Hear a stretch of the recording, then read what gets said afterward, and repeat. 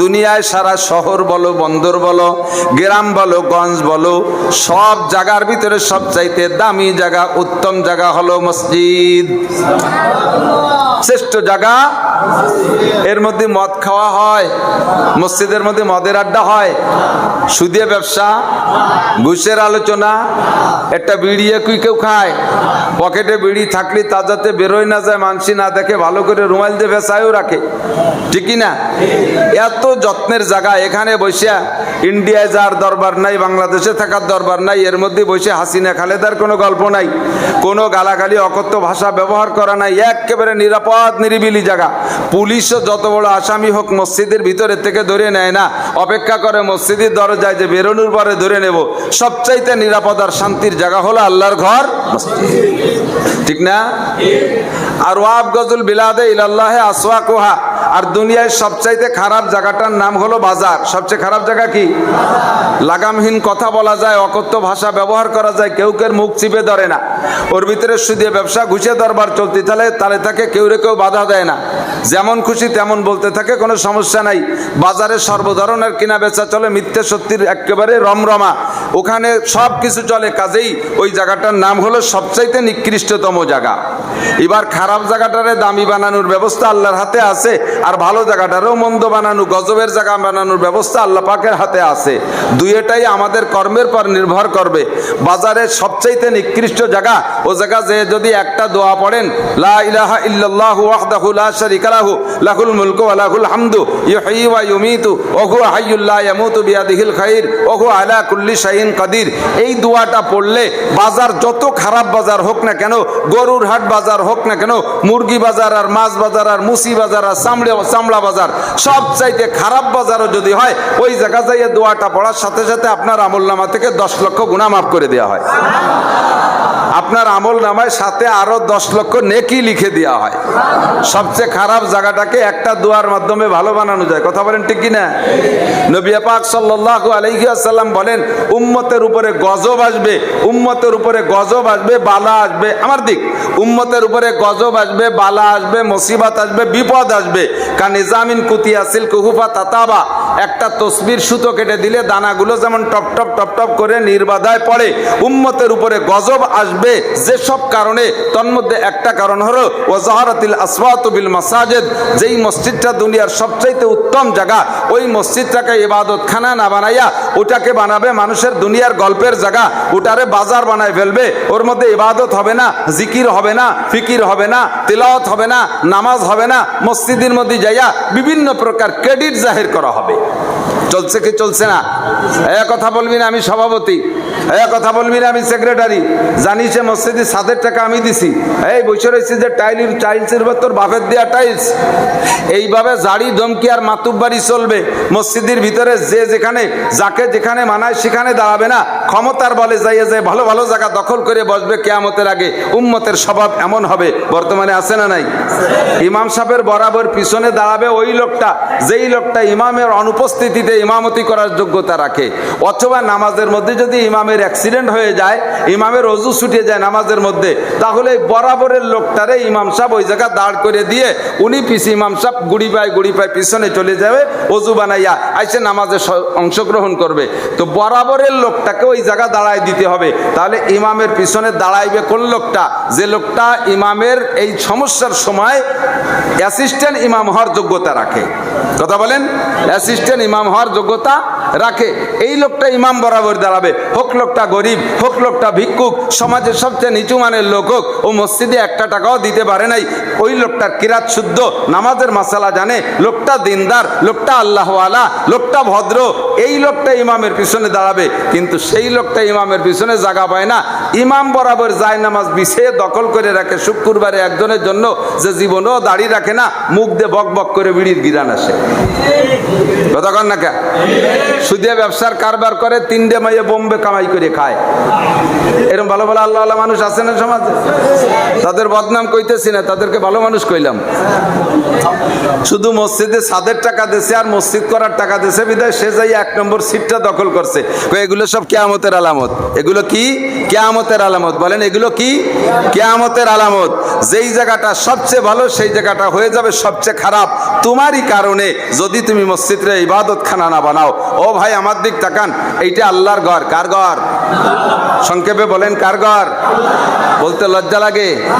আপনি কোটি টাকা দিয়ে বানাইছেন, বানাই দেওয়ার পরের থেকে আপনি শেষ। ও জায়গা আপনার মাতবাড়ি চলবে না। চলবে কেমন? আপনি যতই টাকা দেনেওয়ালা হন না কেন, আপনি একজন রাজমিস্ত্রির মতো। রাজমিস্ত্রি যতদিন বাড়ির কাজ করে, 10 তলা বিল্ডিং বানাইতেছে সব কিছু দিয়া, রাজমিস্ত্রি যতদিন বিল্ডিং বানানোর কাজ চলে, কোনো সময় রাজমিস্ত্রির রাজমাতুব্বারি এত হয় যে মালিকরেও ঢুকতে দেয় না। ওরুমি যাবেন না। মালিকের বুড়া পান্ড কয় ওরুমি যাবেন না, সাবধান, ওরুমি যাবে না। ওরুমি কাজ চলতেছে, বাড়িওয়ালারেও ঢুকতে দেয় না, বাড়িওয়ালার বউরেও ঢুকতে দেয় না। মাতুব্বার রাজমিস্ত্রি বিল্ডিং কমপ্লিট হয়ে কোলাপসেবল গেট লাগাই দিয়ে যখন বাইরে চলে যায়, রাজমিস্ত্রি কেন ওর বাপরে ওর মধ্যে ঢুকতে দেয় না বাড়িওয়ালা। কথা কন? ওর মাতুব্বারি ওই পর্যন্ত শেষ। কোটি টাকা, 10 কোটি 20 কোটি টাকা দিয়ে মসজিদ বানায় দিয়েছেন, ঠিক আছে। মসজিদ যখন বানানো হয়ে যাবে, আপনি ডোনার, আপনার কোলাপসেবল গেট লাগানো হয়ে গেছে, এখন আপনার 1 পয়সার মাতুব্বারি ঘরের ভিতরে নাই। ঘরের মালিক কে? আপনার ঘরটা যেমন হয় ঘরের দামও সেরকম হয়। প্রেসিডেন্ট ভবন, প্রেসিডেন্টের ঘরের দাম আর আমার ঘরের দাম এক নাকি বাংলাদেশের দুনিয়ায়?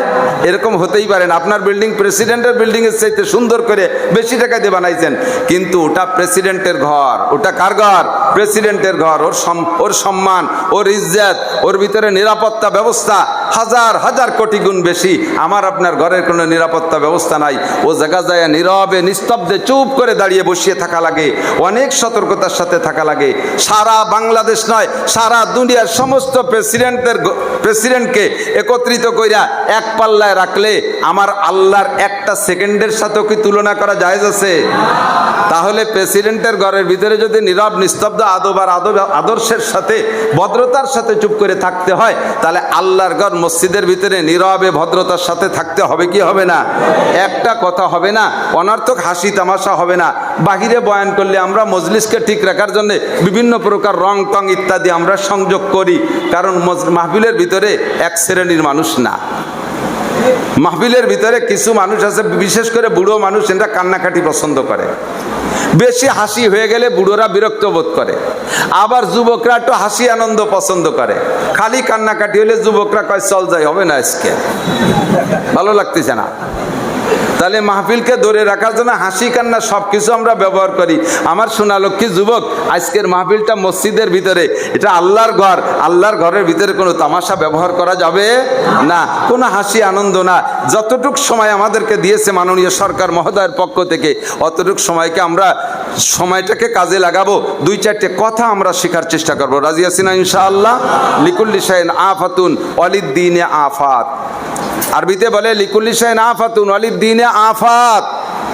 প্রত্যেকটা জিনিসের পিছনে কিছু আপদ বিপদ বালা মুসিবত বাধা বিপত্তি আছে। কেউ নিরাপদে গন্তব্যে যাইতে পারে না। এখান থেকে ঢাকার গাড়ি ছাড়ছে, গাড়িটা নিরাপদে ঢাকা যাবে কোনো গ্যারান্টি আছে? রাস্তায় ভিড় আছে, রাস্তায় ভাঙ্গা আছে, রাস্তায় বিভিন্ন কিছু থাকে, অ্যাক্সিডেন্ট হওয়ার সম্ভাবনা থাকে। এই কয়েকটা গাড়ি এত কিছু উপেক্ষা করে কিছু গাড়ি যাইতে পারে, কিছু গাড়ি যাইতে পারে না। ওর পিছনে একটা আপদ আছে। এই এলাকায় ধানের চাষ করেছেন, সব ধানের পিছনে বহুত আপদ বিপদ আছে।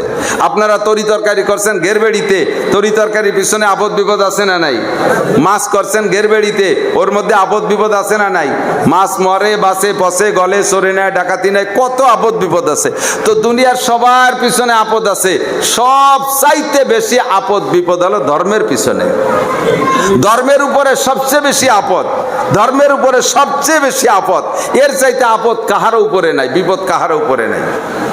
ডোল বাজাবেন, ডগর বাজাবেন, নাচবেন, গাইবেন, গান গাবেন ইত্যাদি, উটা সিটা, মদ খাবেন, গাঁজা খাবেন, এবা খাবেন, সে জায়গা অত বাধ্যবাধকতা নাই। নামাজ পড়তে গেলে বাধ্যবাধকতা, রোজা রাখতে গেলে বাধ্যবাধকতা, তারাবির উপরে বাধ্যবাধকতা, ঈদের নামাজের উপরে পাবন্দি, তারপরে কুরবানির উপরে পাবন্দি, নসিহতের উপরে পাবন্দি। আমি মাননীয় সরকার মহোদয়কে বলবো, আমার মতো আমাদের মতো বক্তা দিয়া মাহফিল করাইলে আপনার রাষ্ট্র পরিচালনার ক্ষেত্রে সহজ হবে ইনশাআল্লাহ। আমি প্রমাণ করি সরকার যা চায় আমি কোরআন দিয়ে তাই বলবো, সরকার যা চায় আমি কোরআন দিয়ে তাই বলবো, আমি হাদিস দিয়ে তাই বলবো। সরকার নিশ্চয়ই সমাজে জিনা ব্যভিচার বেড়ে যাক, এটা সরকার চায়। কতক্ষণ চায়? ধর্ষণ বেড়ে যাক সরকার চায়, অপহরণ বেড়ে যাক সরকার চায়, ইফটিজিং হোক সরকার চায়, মাদকের ব্যবসা চলুক এটা কি সরকার চায়? এটা কি চায় সরকার? ঘুষের কারবার চলুক এটা কি সরকার চায়? সরকার যদি সরকার হয়, যে সরকারই হোক না কেন, মুসলমান হোক অমুসলমান হোক, আমলিগ হোক আর বিএনপি হোক, এই বাংলাদেশ সরকারের কথাই বলছি।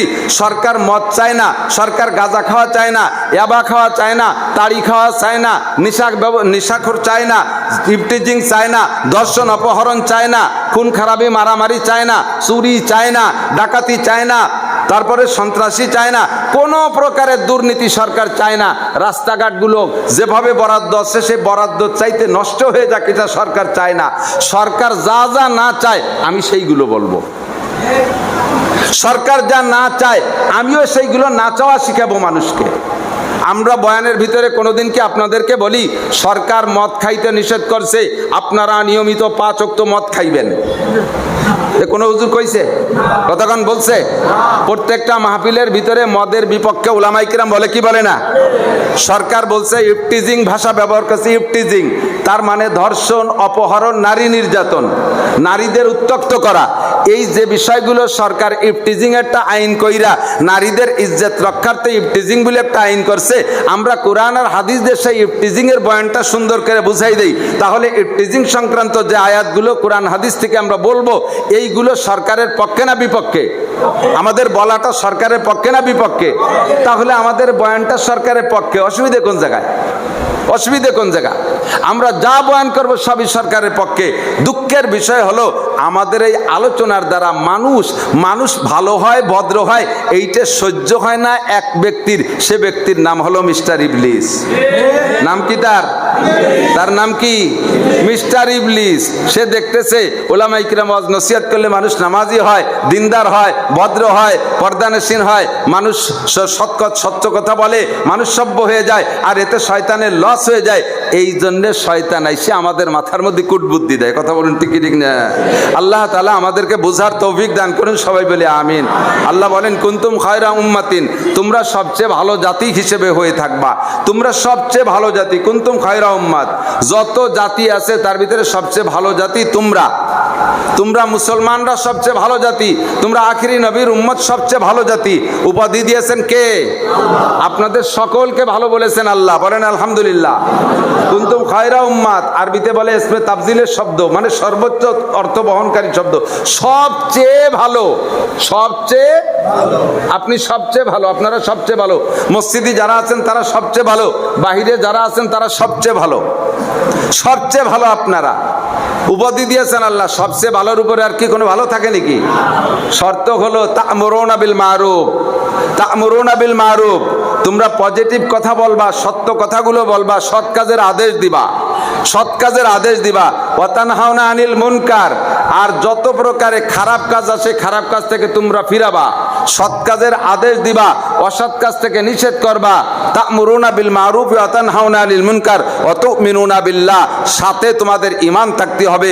তোমরা পড়বা লা ইলাহা ইল্লাল্লাহ মুহাম্মাদুর রাসূলুল্লাহ। এই তিনটে কথা যদি তোমার ভিতরে পাওয়া যায় তাহলে তুমি সর্বোত্তম উত্তম, সর্বোত্তম উম্মত। তোমার চাইতে ভালো জাতি আর কেউ হইতে পারে না। আল্লাহ পাক আমাদেরকে ভালো বলে তার ঘরে ডেকে নিয়ে আসছে, আমরা শুকর আদায় করি আলহামদুলিল্লাহ। এমনি আমার আপনার জিন্দেগির হায়াত একেবারে কম, সময় একেবারে কম, এনি টাইম এভরিডে, কোনো সকাল সন্ধ্যা নাই যে কোনো সময় আমার আপনার ডাক এসে যেতে পারে কি পারে না? কথা বলেন। আমার যুবকরা আমার দিক তাকাও, তুমি এই অপেক্ষায় বসে থেকো না যে তোমার আব্বা 80 বছর হায়াত পাইছে বিদায় তুমিও 80 পাবা, তুমিও 79 বছর পাবা।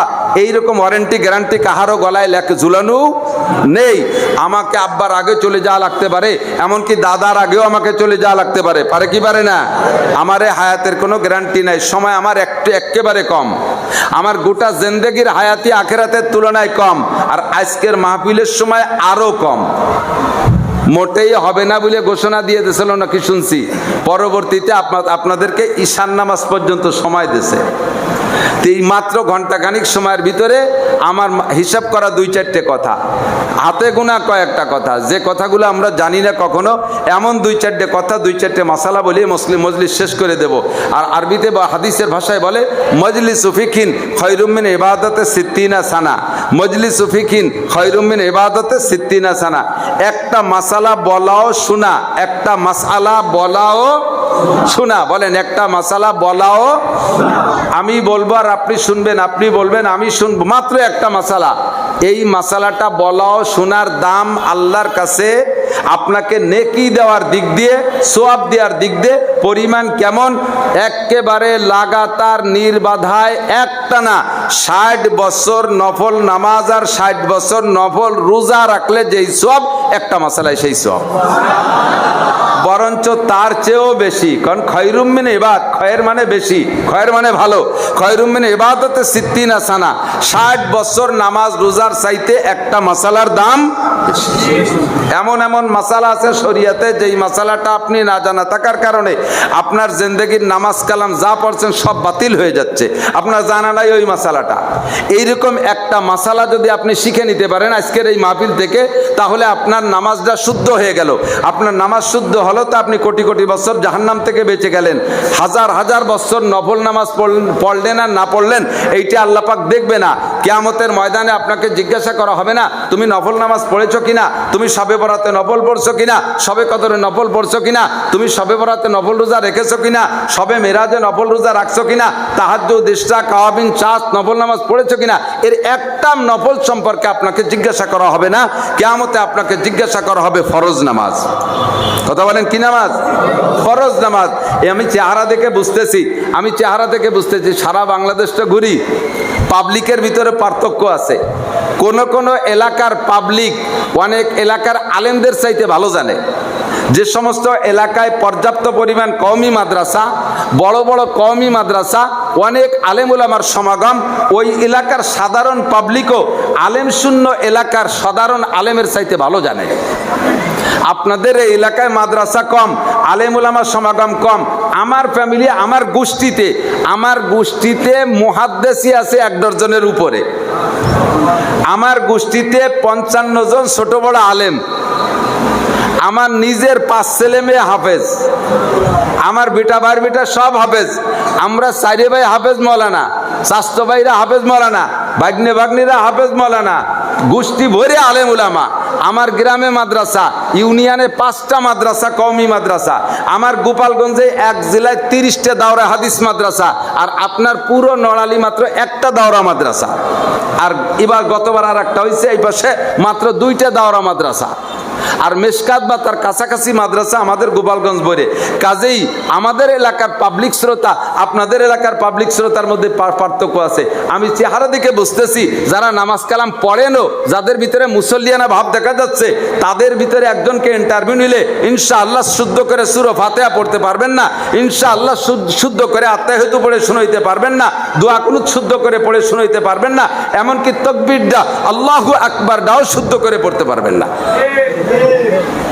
আমার এলাকায় এত আলেম উলামা মাদ্রাসা থাকার পরেও আমার গ্রাম, আমার বাড়িটা, আমার ইউনিয়নের মাঝখানে বড় একটা মাঠ আছে। এই মাঠের চতুর্পাশে গ্রাম। আমার বাড়িটায় মাঠের সাইডে প্রত্যেক ওয়াক্তে আমি 17-18টা আজান শুনি। প্রত্যেক ওয়াক্তে 17-18টা আজান শুনি। এই 18টা আজান 18 প্রকারের। এক একজন এক এক রকম আজান দেয়।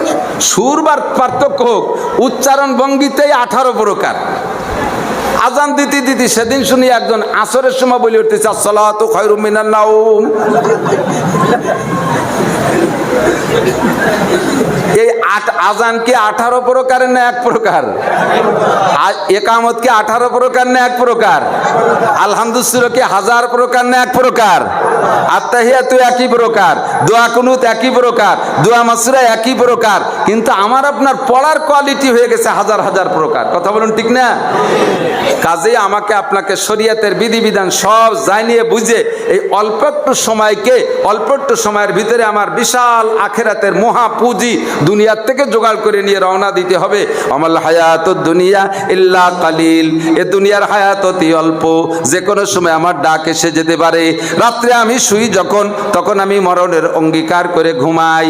ঘুমের দোয়াটা হলো আল্লাহুম্মা বিসমিকা আমুতু ওয়া আহইয়া।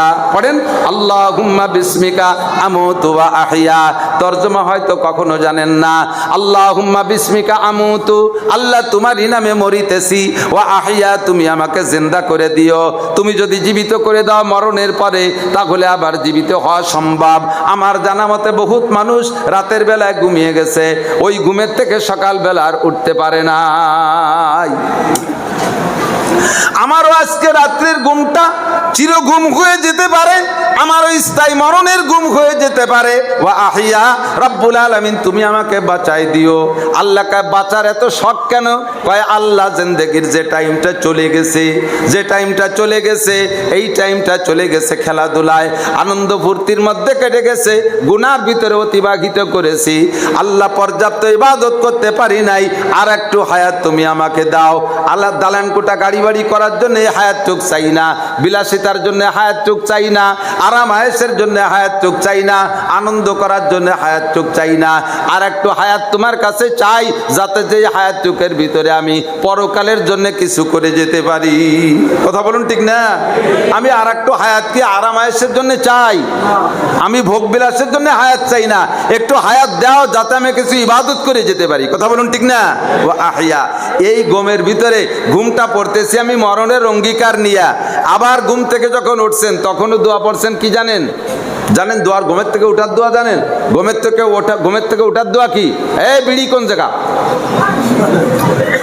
বউরে দবক দেয়, সিগারেট কেললি, ঘুমের থেকে উঠেই কয় ঘুমের দোয়া পড়তেছে, ঘুমের থেকে উঠার দোয়া। ঘুমের থেকে উঠার দোয়া আলহামদুলিল্লাহিল্লাযী আহইয়ানা বাদামা আমাতানা ওয়া ইলাইহিন নুশুর। সব প্রশংসা ওই আল্লাহর। আলহামদুলিল্লাহ, প্রশংসা কার? আল্লাযী আহইয়ানা, যিনি আমাকে বাঁচায় দিয়েছে। আল্লাযী আহইয়ানা, যিনি আমাদেরকে বাঁচায় দিয়েছে। কিভাবে? বাদামা আমাতানা, অনেকক্ষণ মেরে রাখার পরে। 6 ঘন্টা 8 ঘন্টা আমি মরে গেছিলাম, এই মরার পরে আবার বাঁচাই দিয়েছে। যে আল্লাহ তাআলা 6-8 ঘন্টা দুনিয়ায় আমাকে মেরে রেখে আবার বাঁচাইতে পারে, ঘুম মানে মরণ, ওই আল্লাহ তাআলা কিয়ামতের ময়দানে, ও আমার যুবক ভাইরা, আমার প্রবীণ বাবারা, ভাইরা, চাচারা, আবার আল্লাহ তাআলা আমাকে উঠাইতে পারবে কি পারবে না? কবরের থেকে বের করতে পারবে কি পারবে না? আপনি দুয়ার মধ্যে পড়ছেন ওয়া ইলাইহিন নুশুর, আবার তার সামনে আমাকে উঠতেই হবে, উঠতেই হবে। তো কিছুক্ষণ অল্প একটু সময় দুনিয়া আল্লাহ তাআলা দিয়েছে হায়াত, যে কোনো সময় মরণ এসে যেতে পারে। ওয়া ইন্নাদ দারাল আখিরাতা লাহিয়াল হায়াওয়ান, আর আসল হায়াত, অরিজিনাল হায়াতই হলো আখিরাতের হায়াত। ঠিক কি না? দুনিয়ার হায়াত আখিরাতের হায়াতের সামনে কেমন? গোটা পৃথিবীকে যদি সরিষা দিয়ে ভরে দেয়, এই জমিন থেকে আসমান পর্যন্ত বিশাল ফাঁকা না? আরে বোঝে নাই কথা? এই জমিন থেকে আসমান কয় মাইল হবে? 15-20 মাইল তো হবেই।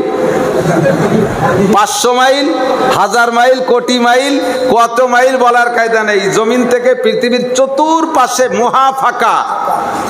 বিজ্ঞানীরা লক্ষ লক্ষ মাইল রকেট নিয়ে উড়ে গেছে, এখনো আসমানের কোনা ধরতে পারে নাই। এই বিশাল ফাঁকা যদি সরিষাতে ভরে দেওয়া হয়, কতগুলো সরিষা হবে? দুনিয়ার সবাই মিলে গুনে সারতে পারবো? কোনোদিন গুনে সারতে পারবো না। তো বলা হয় এই বিশাল ফাঁকারে সরিষাতে ভরে দেওয়ার পরে আল্লাহ তাআলা পাশে আর একটা বড় ফাঁকা মাঠ বানাইয়া যদি একটা পাখিরে দায়িত্ব দেয়, পাখি তুমি এইখান থেকে সরিষা নিয়ে ওই মাঠে রাখো। পাখি কয় আল্লাহ ডেলি কতগুলো নেব? আল্লাহকে ডেলিও না, সপ্তাহেও না, মাসেও না, বছরেও না, প্রত্যেক 1000 বছর পরে একটা সরিষা এখান থেকে ওখানে নেবা। আল্লাহ কয়টা নিয়ে থামিয়ে যাবো? কয় নিতেই থাকবা, পুরো সরিষা এভাবে নিয়ে শেষ করতে হবে। কয়টা নিয়ে থামবে? পুরো সরিষা এই জায়গার থেকে ওই মাঠে নেওয়ার পরে থামবা, তার আগে না। তাহলে এই বিশাল সরিষা ভান্ডার 1000 বছর পরে যদি একটা সরিষা নেয়, তাহলে এই খালি হতে কয় বছর লাগবে? 20-25 বছর হবে না? কথা কর না? কতকাল লাগবে তা হিসেব করে পারা যাবে না। তো বলা হয় যে নিতে নিতে নিতে নিতে আখেরাত শুরু হয়েছে যেদিন ওই পাখিটা সরিষা নিয়ে শুরু করছে সেদিন। আখেরাত শুরু হয়েছে যেদিন ওই পাখিটা এখান থেকে সরিষা নিয়ে শুরু করছে সেদিন। প্রত্যেক 1000 বছর পরে একটা সরিষা নেয়। নিতে নিতে নিতে নিতে কোনো না কোনো একদিনে বিশাল সরিষা ভান্ডারও শেষ হয়ে যাবে, কিন্তু আখেরাতের দিন শেষ হবে না। জান্নাতি হলেও শেষ হবে না, জাহান্নামী হলেও শেষ হবে না। এবার দুনিয়ার জিন্দেগি কতটুক, আখেরাতের সামনে আপনি যদি দুনিয়ায় 70 বছর হায়াত পান, এ মাত্র 2.5 থেকে 3 সেকেন্ড। আমার সোনালক্ষ্মী, আমার প্রিয় বন্ধুরা, দুনিয়ার যে জিন্দেগিটা 70-80 বছর হায়াত, 2.5 থেকে 3 সেকেন্ড টাইম। এই 2.5 থেকে 3 সেকেন্ড টাইমে আপনি কয়টা দালান বানাবেন, কয়খান গাড়ি করবেন, কত বিঘে জমি বানাবেন, কোন কোন দেশে যাবেন, মাত্র টাইম আপনার 3 সেকেন্ড। আর যেখানে টাইমের একটা হিসাব তো আগেই বললাম, অতদিন যেখানে থাকবেন, কোন জায়গার জন্য কতটুকু করা দরকার, এটা আপনার বিবেককে ব্যবহার করে সে জায়গার জন্য ততটুকু আপনি করেন। এর নাম হলো হুঁশিয়ারি।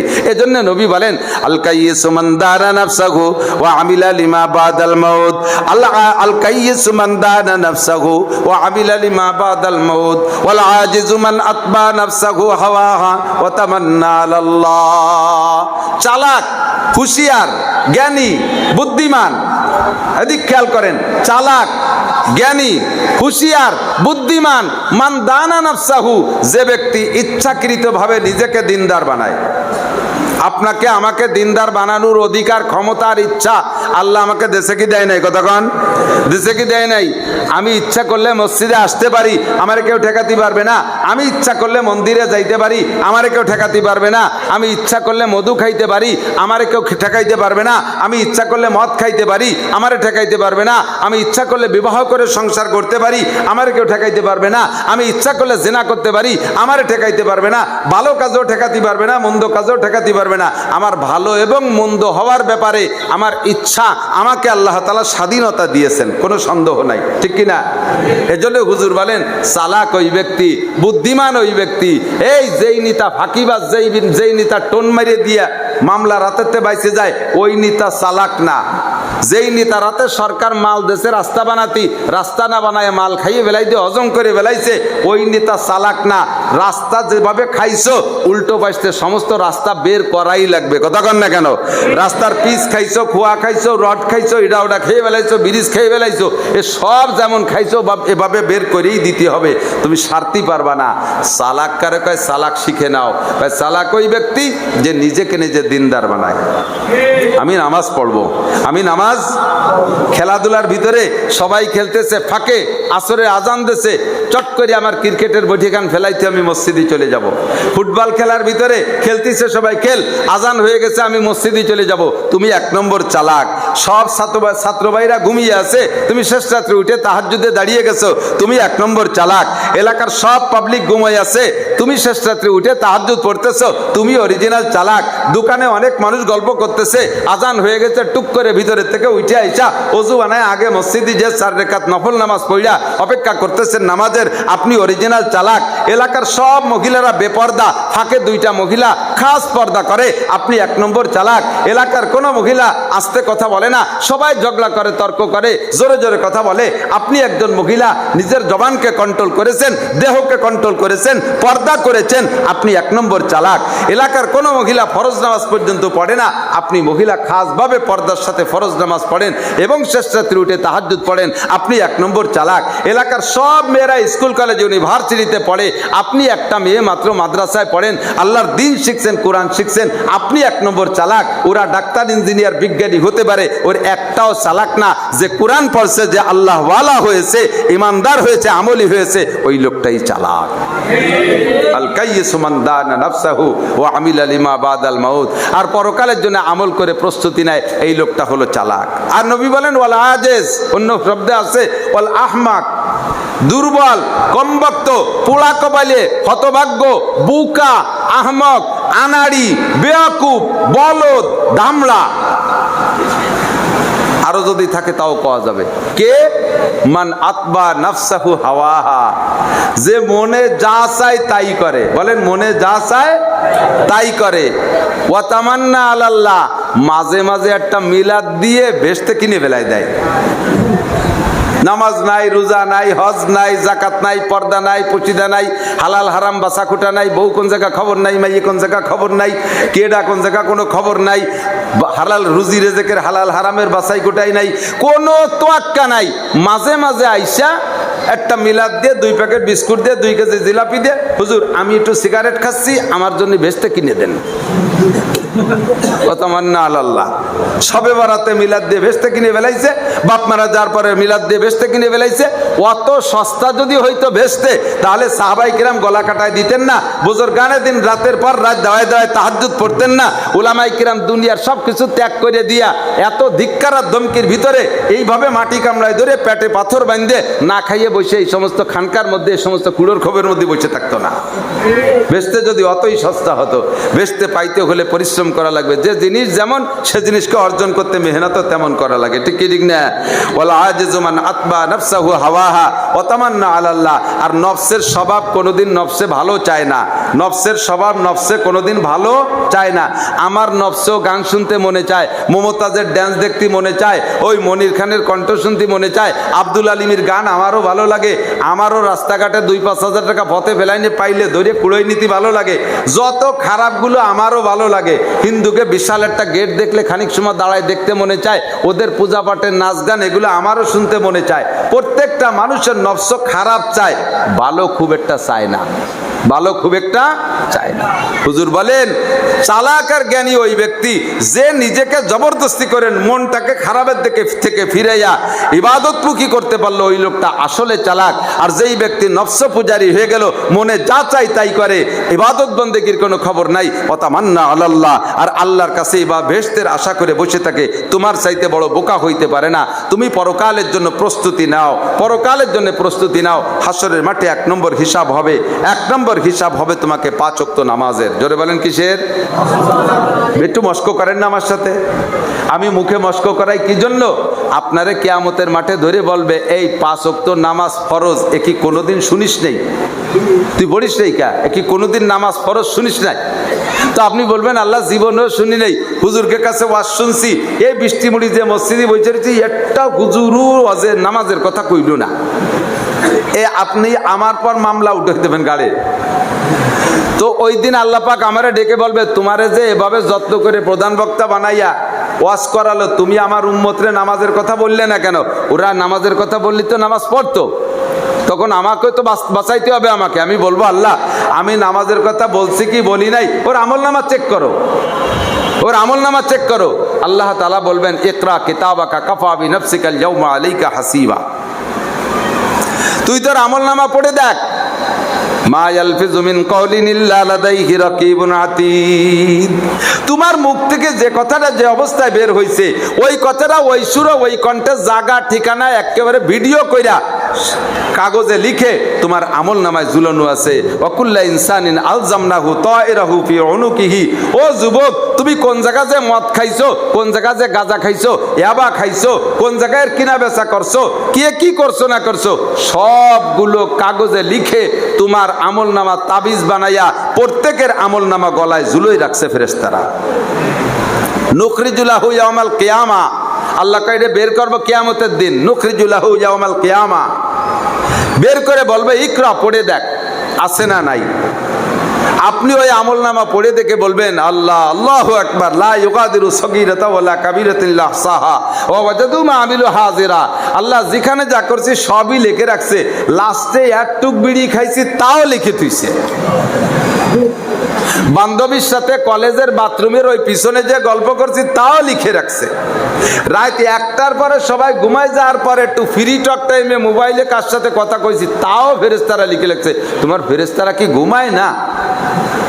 দুনিয়ার সব ঘুমাইলে তোমার ফেরেশতারা কি ঘুমায় না?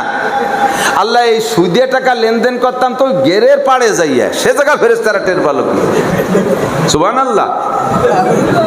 এ আছে না নাই কথা কন? আপনাদের এদিক থেকে সুদের কারবার মাশাআল্লাহ এখন আর নাই, আল্লাহর রহমতে কোনো সুদে লেনদেন নাই। সুদ লেনদেনের পদ্ধতি আপনারাই ভালো জানেন, আল্লাহর ফজলে। আমি ভালো জানি না, তো আমি তো শোনা উঠলো সুদ নেওয়া দেওয়ার সিস্টেম কি? কয় না টাকা তো কাজ করে টাকা চাইছে, না টাকা তো নাই, একজন 10,000 টাকা দিয়ে গেছে, সে আবার ভারী খারাপ মানুষ, ওতে আবার কিছু না দিলে দিতেই চায় না, টাকা উনার আর একজনের নাম দিয়ে সুদ খায়। এ সব লিখে রাখছে, সব লেখা আছে, ইকরা পড়, পড়ে দেখবেন যে আজকে মসজিদের তারিখ কত? 3 তারিখ, সেপ্টেম্বরের 3 তারিখ। বিশেষ মাধবপাশা মাদ্রাসার মসজিদের মধ্যে বৈশা আপনি স্বীকার করছিলেন যে কিয়ামতের ময়দানে সর্বপ্রথম জিজ্ঞাসা হবে 5 ওয়াক্ত নামাজের। কিয়ামতের ময়দানে সর্বপ্রথম জিজ্ঞাসা হবে, একটু বলেন, সর্বপ্রথম জিজ্ঞাসা হবে কয় ওয়াক্ত? বলছেন সবাই কয় ওয়াক্ত? 5 ওয়াক্ত। কি কি নামাজ? ফরজ কি নামাজ? আমি মস্ক করাই দিছি, আমার দায়িত্ব খালাস, আমার নামের মামলা দিয়ে আটকাতে পারবেন না। বলা শেষ, লেখা হয়ে গেছে আমল নামায় 1 নম্বর নামাজ। 1 নম্বরে আল্লাহ পাকের সিস্টেম হলো প্রত্যেকটা ইবাদতের প্রতিদান মূলে রাখছে আখেরাতে। বুঝেন, প্রত্যেকটা ইবাদতের মূল প্রতিদান পাবো আমরা কোন জায়গা? একটু কোন জায়গা? দুনিয়ায় যদি নাও পাই কোনো দুঃখ নেই, তবে আল্লাহ পাকের স্বভাব হলো প্রত্যেকটা ইবাদতের প্রতিদানে দুনিয়ায় রাখছে আগে, প্রতিদান দুনিয়ায় রাখছে আগে। হুজুর বলেন, যেই ব্যক্তি 5 ওয়াক্ত নামাজ পড়ে, মান হাফাজা আলাস সালাওয়াত আকরামাহুল্লাহু বিখামসি খিসাল, যেই ব্যক্তি 5 ওয়াক্ত নামাজ পড়ে আল্লাহ তাআলা তাকে 5টি পুরস্কার দেয়। 1 নম্বর পুরস্কার, ইউরফাউ আনহু যিকুল আইশ, নামাজি ব্যক্তিকে আল্লাহ তাআলা দুনিয়ায় কখনো অভাবে ফেলায় না। 5টা পুরস্কারের 1 নম্বর পুরস্কার দুনিয়ায় না আখেরাতে। রুজির অভাব দুনিয়ায় থাকবে না, এটা কি দুনিয়া না আখেরাত? আমরা আছি কোন জায়গায়? এ জায়গায় আল্লাহর কসম, নামাজি ব্যক্তির রুজির অভাব থাকবে না। ওয়াদা করছেন বিশ্ব নবী। আমাদের নবী মাসে একবার ওয়াদা খিলাফ করতেন না? নবী মাসে একবার মিথ্যে কথা বলতেন না? বছরে তো 2 বার বলতেনই, সারা জীবনে একবারও মিথ্যে কথা। সেই নবী বললেন নামাজি ব্যক্তিকে 5টা পুরস্কার, তার 1 নম্বর পুরস্কার দুনিয়ায়, আর বাকি 4টে মরার পরে। যেই ব্যক্তি 1 নম্বরে নামাজ, যেই ব্যক্তি রোজা রাখে আল্লাহ তাআলা তাকে পুরস্কার, দুই প্রকার পুরস্কার, 1 পুরস্কার দুনিয়ায় আর 1 পুরস্কার আখিরাতে। হযরত আলী রাদিয়াল্লাহু তাআলা আনহু বলেন, লিসা, নবী পাক বলেছেন, লিসাইমে ফারহাতান, রোজাদারের 2টে খুশি, ফারহাতুন ইনদা লিকায়ে রাব্বিহিম ওয়া ফারহাতুন ইনদা ফিতরিহিম। রোজাদারের 2টে খুশির একটা খুশি হলো সমস্ত রোজাদারদেরকে কিয়ামতে আল্লাহ তাআলা একটা জান্নাতে বাগান, জান্নাতের একটা সুন্দর মনোরম বাগানের ভিতরে বসাইয়া 500 বছর পর্যন্ত আল্লাহ তাআলা জান্নাতি খানা ইফতারি হিসেবে মুখে উঠে খাওয়াবে। আল্লাহর হাতে সমস্ত রোজাদারের মুখে উঠে খানা খাওয়াবে। এটা হলো আখিরাতের পুরস্কার। আর দুনিয়ার পুরস্কার হলো লিসাইমে ফারহাতুন ইনদা ফিতরিহিম, একটা খুশি হলো ইফতারির সময়। একটা খুশি কি? ইফতারির সময়। ইউজাদু ফিহি রিজকুল মুমিন, এই রোজার বিনিময়ে আল্লাহ তাআলা মুমিনের দুনিয়ায় রুজির বরকত বাড়ায় দেয়। সুবহানাল্লাহ। সত্য না মিথ্যা? একটু বুঝে কথা বলেন। দুনিয়ায় রোজাদারের রুজির বরকত বেড়ে যায়, সত্য না মিথ্যা? আমি প্রমাণ করে দেই। বাড়ি যদি 5 জন সদস্য থাকে, 5 জন যদি অ্যাডাল্ট সাবালেগ, মা বাপ 2 জন, 3টে ছেলে মেয়ে, 3 জন বড় সাবালেগ হয়ে গেছে। রমজানে মা বাপর রোজা রইছে, আর ওই ছেলে মেয়ে 3 জনের বড় 2 জন রোজা, ছোট জন রোজা না। ছোট জন মানে নাবালেগ না, ছোট জনের বয়স 22 বছর, এটা রোজা না। যখন সে রোজা রাখে না, যারা রোজা রাখে শেষ রাত্রির ভালো ভালো তরকারি রোজাদারকে যতক্ষণ ভিতরে জায়গা থাকে অতক্ষণ কি কম খায়? ভালো ভালো তরকারি সব 4 জনে গলা সমান খাইয়া এরপরে যেটা রোজা নাই তার জন্য যা আছে সব ওইভাবে থুয়ে দেয় যে কোনো জায়গায়। ভালো করে যত্ন করেও রাখে না।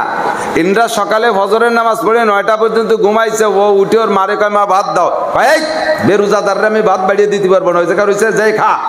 যাইয়ে দেখে বিলেতি খাওয়ার মতো কুত্তই খাওয়ার মতো সব আইলিও যাইলিও, কয় মা দিয়ে এই আছে, কয় যা আছে তাই খা, কথা কইস না, বুঝদাই রেখে জন্য আমি রাঁধতে পারবো না।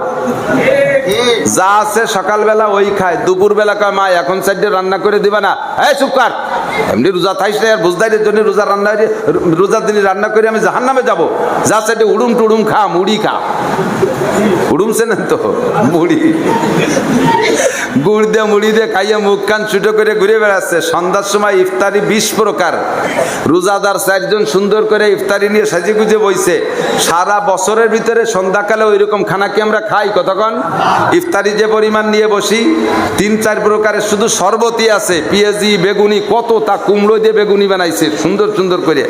এই 20 প্রকারের ইফতারি নিয়ে বইছে। যেটা রোজা নাই ও কি দিন ভরে খাইছে নাকি? ওর কি হালাত গেছে দিনের মধ্যে? সকালে খাইছে বিলেতি খাওয়া সাইডে খাবার, দুপুরবেলা সাইডে গুড় মুড়ি, ওরও পেট তৈ তৈ হচ্ছে, কিন্তু ওরে ইফতারির দৌড়ে বিড়তি দেবে না, কাই গরু গোলি উঠো, হ্যাঁ মুরগির ঘরে দরজা দিয়ে আয়, এই ওই যে ডিপ কলের থেকে 1 কলস পানি নিয়ে আয়, ডিপ কলের থেকে কলস ভরে পানি আনতে পাঠাইছে, এর মধ্যে আজান দিয়েছে, 4 জনে আশের মতো গিলতিছে, ও আসার আগে সারি ফেলছে। ও তো পানি নিয়ে তাড়াহুড়ারে দৌড়ে আইছে, আইসে যাইছে মাঠ খালি, 4টে ছোলা মুড়ি মাহানু রয়েছে, তুই উন্ডা নামাজে চলে গেছে, পারলে ওই কটা খা। ওর মা কয় মা তাড়াতাড়ি, ওর মারে কয় মা তাড়াতাড়ি ভাত দাও, দিন ভরে তোমরাও খাও নাই আমিও খাই নেই, কয় যে ঈশার আগে কোনো খানা হবে না। তারাবির নামাজ পড়িয়ে তারপরে এর সাথে খাইতে বলে। বলেন রোজাদারের রুজি বেশি হলো নাকি বুঝদারের রুজি বেশি হলো? রোজাদারের রুজি বেশি, কথা কোন ঠিক না? প্রতিদান আখেরাতে তো আল্লাহর হাতের ইফতারি পাবেনই পাবেন, সাথে সাথে দুনিয়ায় আপনার রুজি বেড়ে গেছে না? সারা বছর যে পরিমাণ খাই না খাই, রমজান মাসে অবশ্যই বেশি খাই, ঠিক কি না? আমার মাসিক খরচ প্রত্যেক মাসে স্বাভাবিকভাবে নর্মাল মাসে আমার সংসারের কথা বলছি, 1 লক্ষ টাকা আমার সংসারে লাগে, আর রমজান মাসে লাগছে আমার 3 লাখ টাকা। এই রমজান মাস না খাওয়ার মাসে এই পরিমাণ আল্লাহ তাআলা খাওয়াইছে। দামি দামি খেজুর, 2200 টাকা দামের খেজুর, এ দামি খেজুর, তারপরে 3 ফল, দামি শরবত, এ যত ভালো ভালো ফল, এখন তা কিনতেও মনে চায় না, দেখলে সামনের পর পাইলেও কিনি না, আর রমজানে যা পাই তাই কিনি, যা পাই তাই কিনি, আর সবাই খাইতেও পারে আলহামদুলিল্লাহ। এখন 1 মুঠ ছোলা মুড়ি খাইয়ে 3 দিন পর্যন্ত গ্যাড় করে ঢেক ছাড়তি তালে তাই। আর রমজান মাসে সন্ধ্যের সময় এত বড় খানসা বইরে গিলিয়ে তারপরে নামাজ পড়ি, একটা ঢেকুর ছাড়ি না, কতক্ষণ ঠিক না? যে পরিমাণ ছোলা মুড়ি খেচড়ি রমজান মাসে খাইয়ে হজম করি, এমনি সময়তা খাইতে পারি? সবকিছু মালিককে। ইউজাদু ফিহি রিজকুল মুমিন, প্রত্যেকটা ইবাদতের বিনিময় রেখেছে আল্লাহ আখিরাতে, কিন্তু আল্লাহ তাআলা দুনিয়া ইবাদতের প্রতিদান দিয়েছে। হাদিস 3 নম্বর যাকাত, এদিক তাকান, হাদিসে আছে যাকাতু ইউনমিল মাল ওয়া যাকাতু ইউজাক্কিল মাল। যাকাত ফরজ না নফল? জোরে বলেন না, যাকাত নফল না ফরজ? ফরজ। আদায় করবেন, আপনাকে আল্লাহ তাআলা মাল বাড়ায় দেবে। জাকাত দিবেন, খোদার কসম আল্লাহর ঘরে বসে বলছে, জাকাত যারা মালদার পার্টি আছেন জাকাত দেবেন না, জাকাত দিবেন না, এই জাকাতের মাল কিয়ামতে কি হবে? কোরআন শরীফ আছে, ইয়াউমা ইউহমা আলাইহা ফি নারি জাহান্নামা ফাতুকওয়া বিহা জিবাহুহুম ওয়া জুনুবুহুম ওয়া যুহুরুহুম হাদা মা কানাসতুম লিআনফুসিকুম ফাযুকু মা কুনতুম তাকনিজুন।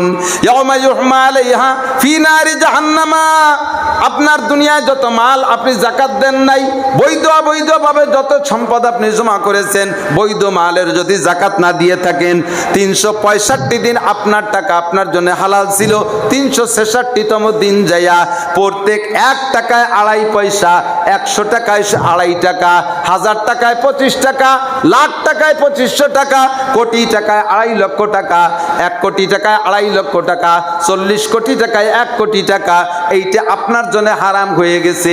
শুয়োরের গোশত যেমন খাওয়া হারাম, মদ খাওয়া যেমন হারাম, নিজে পায়খানা করে খাওয়া যেমন হারাম, এই আপনার নিজের কামাই করা টাকাই 40 ভাগের 1 ভাগ বছরের শেষে যে আপনার নিজের জন্য হারাম হয়ে গেছে। এবার ওই টাকা সব টাকার ভিতরে মিশ্রিত আছে, কথা বলেন। 1 কোটি টাকায় 2.5 লাখ, এইটা আপনার না, যদি না দেন তাহলে ওই 2.5 লাখ বা আলাদাভাবে হারাম না, ওই 2.5 লাখের প্রত্যেকটা পয়সা আপনার 1 টাকার শেষ পর্যন্ত ঢুকে আছে, কথা কন না কেন? বুঝেন নাই কথা? এই 2.5 লাখ টাকা যেহেতু 1 কোটি টাকার ভিতরে থেকে আছে, বের করার আগ পর্যন্ত এই কোটি টাকার সব জায়গায় 2.5 লক্ষ টাকার অংশ আছে। এই হিসেবে ওই হারাম অংশে পুরো কোটি টাকা আপনার জন্য হারাম। হারাম। আপনার এই মাল হারাম মালকে যদি বের না করেন আপনার জন্য বিপদ আছে। কিভাবে আল্লাহর নেওয়ার দরকার আল্লাহ নিতে পারে। দোকানে আগুন লাগাই দেবে, দোকানে আগুন লাগাই দেবে, ব্যবসায় দণ্ডি দিয়ে দেবে, গাড়ির ব্যবসায় অ্যাক্সিডেন্ট করে পড়ে যাবে। আপনি যে যাতে হাত দেবেন তাতে মাইর খাবেন। এই লাস্ট ফিনিশিং যাইয়া মারাত্মক মারাত্মক বেধি দিয়া দেশ বিদেশ ঘুরাইয়া, যা সিঙ্গাপুর 10 লাখ খরচ করিয়ায়, যা ইন্ডিয়া 5 লাখ খরচ করিয়ায়, তাতে সারে নেয়, যা লন্ডন 20 লাখ খরচ করিয়ায়, সব শেষে আইছে তোমাকে পোস্টিং দেওয়া হবে কবরে, তোমাকে আর দুনিয়ায় রাখা হবে না, কারণ তুমি হারাম খাইছো। বন্ধু তুমি জাকাত দিয়ে দাও, এর বিনিময়ে আল্লাহ পাক তোমাকে দুনিয়ায় দেবে। নবী বলেন ও জাকাত ইউনমিল মাল, জাকাত দিলে মাল বাড়ে, জাকাত দিলে মাল। চাক্ষুষ প্রমাণ যদি করতে চান আপনি একটু দিয়ে দেখেন, জাকাতে মাল বাড়ে। তাহলে নামাজে রুজির বরকত, নামাজি ব্যক্তিকে আল্লাহ তাআলা দুনিয়া অভাব দেয় না। নামাজ পড়ছে আখেরাতের জন্য, পুরস্কার দুনিয়া একটা আছে। রোজা রাখছে আখেরাতের জন্য, অথচ দুনিয়ায় তার পুরস্কার একটা আছে। জাকাত দেই আখেরাতের জন্য, তার পুরস্কার দুনিয়া মাল বেড়ে যায়। কুরবানি করি, আমার দিক কুরবানি করলে বিকুল্লি শাহরাতিম মিনাস সুফি হাসানা, অবিকুল্লে কাতরাতি মিনাদ দামে হাসানা। কুরবানি করলে রক্তের ফুটাই ফুটাই আল্লাহ তাআলা এক একটা করে নেকি আপনাকে দান করবে। গোশতকে টুকরা করে বুন্দা বানাবেন, এক একটা বুন্দায় বুন্দায় একটা করে নেকি আপনাকে দেওয়া হবে।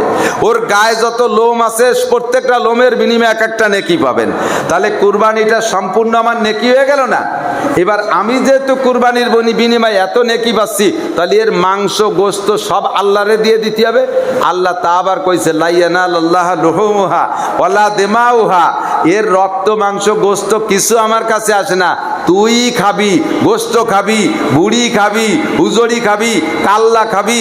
ইদানিং চামড়া রান্না করে খাওয়া শুরু হয়ে গেছে। কতক্ষণ মাথার চামড়া খায়, লেজের চামড়া খায়, মোটা মোটা চামড়া তার সিদ্ধ হয়ে খায়, সবই তুই খাবি। বুড়ির ভিতরে যে গোবর টুক তাও তোর খেতে দিয়ে দিস, যা আজে বাজে জায়গা ফেলাইস না, যাতে সার হয়, তোর জমিতে ফসল হয়। লাস্টে মাথার খলপা খাপড়া খান তাও তুই কদু গাছে ঝুলোই তুইস, যাতে মানুষের বদনজর না লাগে। তালি এ কুরবানির কিছু আমার কাছে আসে না, সবই তোর, সবই তোর। তুই এবার কুরবানি দে, তুই এবার কুরবানি দে। আগামী বছর এই কুরবানির চাইতে আরো বড় কুরবানি দেওয়ার তৌফিক আমি দিয়ে দেব। এ কুরবানি দিলে আল্লাহ তাআলা সামনেবার আরো সম্পদ বাড়ায় দেয়, সম্পদ আরো বাড়ায়। প্রত্যেকটা ইবাদতের বিনিময় যেমন আখিরাত রয়েছে তেমনি দুনিয়ায়ও আছে। আমি বলি আরেকটা কথা বলে হজেরটা বলে চলে যাই। পরিষ্কার সহিহ হাদিসের রওয়ায়াতে আসছে, আল্লাহর নবী বলেন যদি কোনো ব্যক্তি হজ আর উমরা করে, যদি কোনো ব্যক্তি হজ আর উমরা করে, হজ করলে তো উমরা এমনি করে, হজে যাইয়া প্রথমেই উমরা করা লাগে। হজ উমরা করে আমার দিক, যে ব্যক্তি হজ আর উমরা করে হালাল টাকা দিয়া, যে ব্যক্তি হজ আর উমরা করে হালাল টাকা দিয়া, আমার দিক, যে ব্যক্তি হজ আর উমরা করে হালাল টাকা দিয়ে, সুদে টাকা দিয়ে না, ঘুষিয়ে টাকা দিয়ে না, চুরা টাকা দিয়ে না, মদ গাঁজা বেচা টাকা দিয়ে না, পরের জমি মারিয়ে দিয়ে সেই মারা জমি বিক্রি করা টাকা দিয়ে না, নিছক হালাল টাকা দিয়ে যে ব্যক্তি হজ আর উমরা করে মরণকাল পর্যন্ত আল্লাহ তাআলা ওই ব্যক্তিকে অভাব দেয় না। একটু বলবেন না সুবহানাল্লাহ। আর হজের মূল প্রতিদান আখিরাতে হাদিসে আসছে, আল্লাহ নবী বলেন হজ্জে মাবরুর, কবুল হজের মূল প্রতিদান হলো জান্নাত ছাড়া আর কিছু না। তাহলে প্রত্যেকটা ইবাদতের বিনিময় যেমন আখিরাত সেরকম দুনিয়া আছে না নাই? আমার যুবক ভাইরা তোমরা প্রতিজ্ঞা করো, আমরা যারা স্কুল কলেজ ইউনিভার্সিটিতে পড়ি, যারা জেনারেল ভাবে আসি, আমরা দুনিয়া নিয়ে আসি ব্যস্ত। দুনিয়ার সব কাজ তুমি করো, ব্যবসা বাণিজ্য করো, লেখাপড়া তুমি জেনারেল করো, ডাক্তার ইঞ্জিনিয়ার হও, তুমি গাড়ি চালাও, তুমি ড্রাইভিং করো, তুমি ক্ষেত খামার করো, যা করো করো, একটাও তোমাকে নিষেধ করা হচ্ছে না শরীয়তের দিক দিয়ে, ইসলামে তোমার নিষেধ করছে না, এগুলো সবই তোমার লাগবে। সাথে তুমি আল্লাহর দিনকে সামনে রাইখা, আল্লাহর দিনকে সাথে রাইখা আমি আমার দুনিয়ার সব কাজগুলো করবো, পারবো না ইনশাআল্লাহ? প্রস্তুতি নেওয়া যাবে না ইনশাআল্লাহ? দেখবে এই জায়গাও তোমার সম্মান আছে। পর্দা করা, পর্দা, পর্দা ফরজ না নফল? একটু আস্তে কন, পর্দা নফল না ফরজ? ফরজ। শরিয়াতের কোনো বিধান ভালো করে বুঝবেন, আকলিস দিন একা একফিকাল আমালুল কলিল, তোমার ইমানকে খাঁটি করো, পিওর করো, ইমানকে হেফাজত করো, পাহারাদারি করো, অল্প আমলই নাজাতের জন্য যথেষ্ট হবে। অল্পটা আমল করে ভেস্তে চলে যেতে পারবেন। ইমান যেন নষ্ট না হয়, ইমান যেন নষ্ট না হয়। ইমান কিসে নষ্ট হয় এটা আমাকে জানতে হবে। আমি আমল করতে পারি আর না পারি, শিখবো আমলের নিয়তে। কথা বলেন, আমল করতে পারি আর না পারি শুনবো শিখবো কোন নিয়তে? আমলের নিয়তে। যদি আমি নফসের ধোঁকায় পড়িয়া, জগতের প্রেমে পড়িয়া, শয়তানের প্ররোচনায় পড়ে যদি আমল করতে, এদিক ইম্পর্টেন্ট বিধায় আমি আবার একটা আকর্ষণ করলাম। নফসের ধোঁকায়, শয়তানের প্রেমে পড়ে, জগতের মোহে পড়ে কারণবশত যদি আমি শরীয়তের কোনো বিধান আমল করতে নাও পারি, তবে শরীয়তের কোনো বিধানকে আমি অবজ্ঞা করব, অস্বীকার করব, অমান্য করব, ক্রিটিসাইজ করব, অসম্ভব বলবো, এ জামানায় পর্দা চলে না। ঠিক নাকি? বোঝে নাই? এই জামানায় পর্দা চলে না। হুজুর পর্দা রস বাদ দেন, তাই নাকি? পর্দা চলে কি চলে না?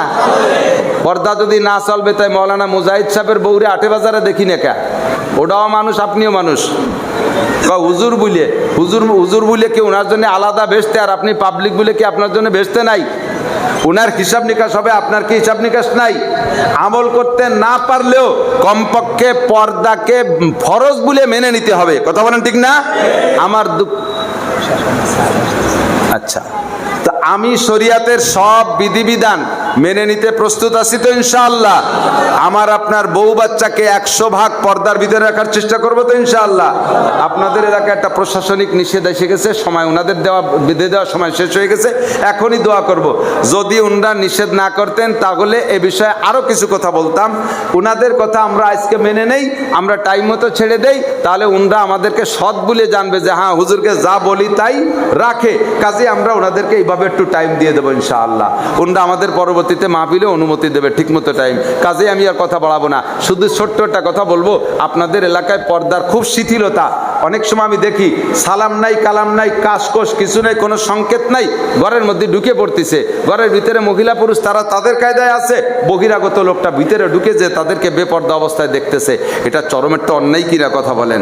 বাইরের থেকে সংকেত না দিয়ে ঘরের ভিতরে পরের ঘরের মধ্যে ঢুকে যাওয়া, বউ বাচ্চা নিয়ে একসাথে বসে যাওয়া, দেওররা যে প্রতিবেশী ভাবিকে কাছ থেকে ভাত চাত চাইয়ে তার কাছে বসে খাইয়ে খাইয়া এই পরিবেশটাকে বেপর্দার পরিবেশ করা, এইরকমগুলো করবো না ইনশাআল্লাহ। আমরা যে কথাগুলো শুনেছি শরীয়তের এই কথাগুলো মানব, আমাদের অল্প একটু সময়কে কাজে লাগাবো। এই অল্প একটু সময়ের ইবাদত দিয়ে যাতে আমরা অনাদি অনন্তকালে জান্নাতে যেতে পারি, আল্লাহ আমাদের তৌফিক দান করে। সবাই বলি আমিন। ভাষাগত ত্রুটি বিচ্যুতি মার্জনীয় বলেছি শুনেছি, যার জন্য আমরা আমল করতে পারি। দুরূদ শরীফ পড়ি, আল্লাহুম্মা সাল্লি আলা মুহাম্মদ, আল্লাহুম্মা সাল্লি আলা মুহাম্মদ। সংক্ষিপ্তভাবে আপনাদের এই মাদ্রাসা মৌলানা আবুল কালাম সাহেব আছে না, হুজুর বয়ান করছেন মাগরিবের আগে। উনি আমার মামা শ্বশুর। এই পাশে আমার অনেক আত্মীয়, এই নাসির সাহেব আমার খালু শ্বশুর, যারা মিকাইল সাহেব আমার খালু শ্বশুর, জিয়াদুল শেখ আমার ভাইরা ভাই, ওপার কাঞ্চনপুর আমার শ্বশুর বাড়ি। আপনাদের এই এলাকায় আমার এই সূত্রের আত্মীয় স্বজন খুঁজলে একে একে একে একে অনেক হয়ে যাবে ইনশাআল্লাহ, সবাই আমার আত্মীয় হয়ে যাবেন। তো আমি এই আবুল কালাম মিয়াকে এই মাদ্রাসা প্রতিষ্ঠিত করতে দেখেছি। সে সময় আমি আসছি এ মাহফিলে, ধীরে ধীরে ধীরে ধীরে এ পর্যন্ত আসছে। যেই হাফেজ মুজাহিদ সাহেব বয়ান করছে, মানে আজান দিচ্ছেন, কিরাত পড়ছে, উনি আমার সুলতানসি মাদ্রাসার হাফেজ সাহেব ছিলেন। উনি আমার সুলতানসি মাদ্রাসা বর্তমানে বিশ্ববিদ্যালয়ের মানে আছে, কারণ আমার মাদ্রাসায় মৌলানার ক্লাস, মাস্টার্সের ক্লাস আছে, সেখানে হাফেজ সাহেব ছিলেন। আপনাদের এখানে যোগ্য হাফেজ, যোগ্য মুহতামিম হিসেবে আছে। মাদ্রাসা ভালো করতে হলে ভালো শিক্ষক লাগে, তাকে ভালোভাবে সহযোগিতা করা লাগে। আমরা সবাই করতে পারবো না ইনশাআল্লাহ। এই বাচ্চাদেরকে লজিং রাখবেন, মুষ্টি চাউল দেবেন, মাসিকভাবে একটা চাঁদা নির্ধারণ করবেন যে আমি প্রত্যেক মাসে 100, 200, 500 টাকা দেবো, মাসে 1 বস্তা চাউল দেবো বোর্ডিংয়ে, কমপক্ষে বছরে 1 বস্তা চাউল আমি এখানে দেবো। আমার মাছ উঠলে মাছের থেকে একটা ভাগ আমি দেবো, জাকাতের টাকা দেবো, কুরবানির চামড়াটা দেবো, সদকা ফেতরার টাকা দেবো। এছাড়াও আমি অতিরিক্ত যখন যেটা লাগে তখন সেটা দেবো।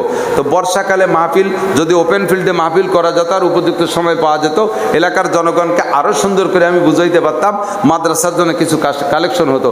আমি তো কিছুই করতে কালেকশন দিশা পাই না। উপস্থিত ক্ষেত্রে আপনার পকেটে আজকে যে টাকাটা আছে, এই টাকার মধ্যে বড়